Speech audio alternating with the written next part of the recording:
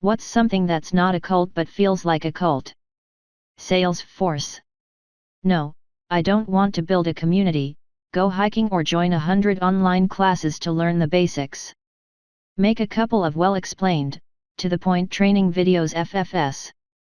Maybe 10 to 12 years ago I went to an alumni event for a friend's college and sat next to a guy who worked for Salesforce.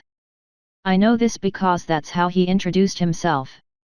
When I asked what SF was, because it was the early days, he was visibly shocked and just said I work for Salesforce. Everybody wants to work for Salesforce. Still not quite sure what it does, despite being surrounded by SF offices, but whenever I see an employee walk around with a SF logo backpack or hoodie, I whisper everybody wants to work for Salesforce. The Herbalife organization.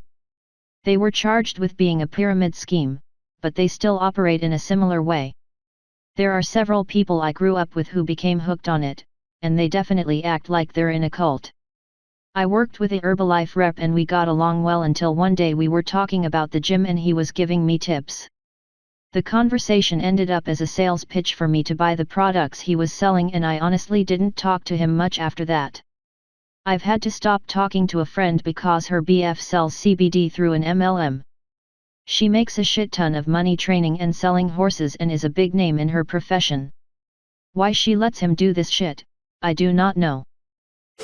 Horse people and MLMs go together like stink and shit for some reason.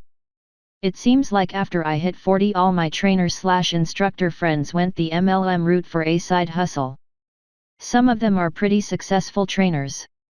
They bring in lots of money, but stables are expensive to run, so especially the ones that put on the successful act with new trucks, fancy rigs, white Kentucky 4-board fence etc. are always on the brink of financial disaster. Maybe that's why they are so susceptible? I dunno. I see it less with my trail riding, married rich and has a career, just has horses as a hobby friends.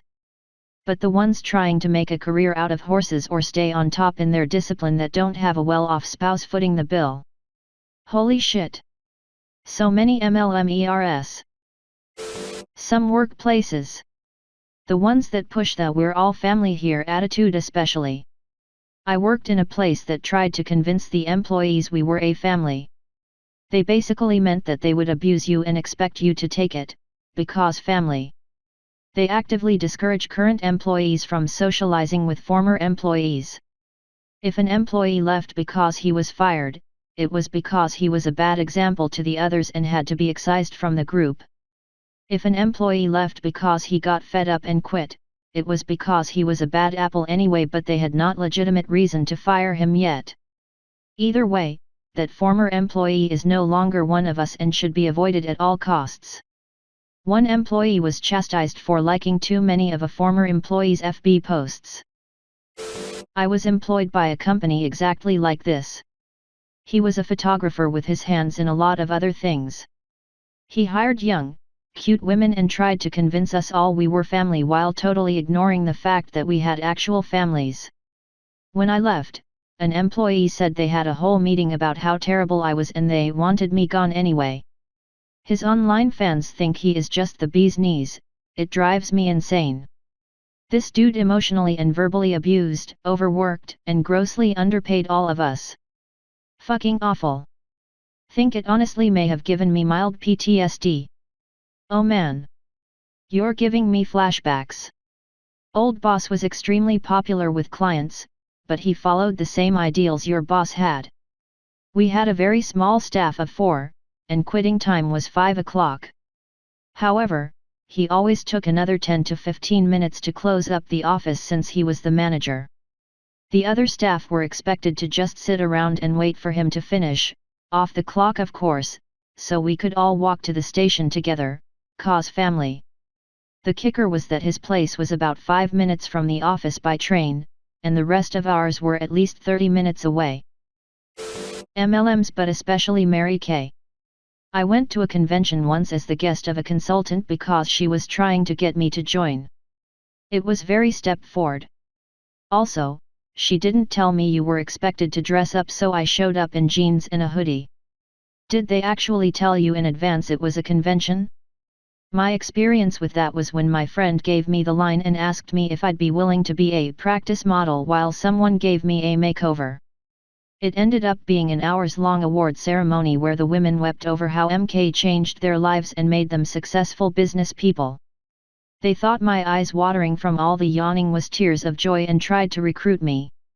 Never did end up getting my makeup done that night. I snuck out as soon as I could. Not makeup but an insurance scheme thing. This buddy from HS wanted to catch up. We decided to play pool and have a couple of beers. He asked me if I would attend a meeting before we met up. He picked me up and took me there. I knew what was up once we chatted in the car.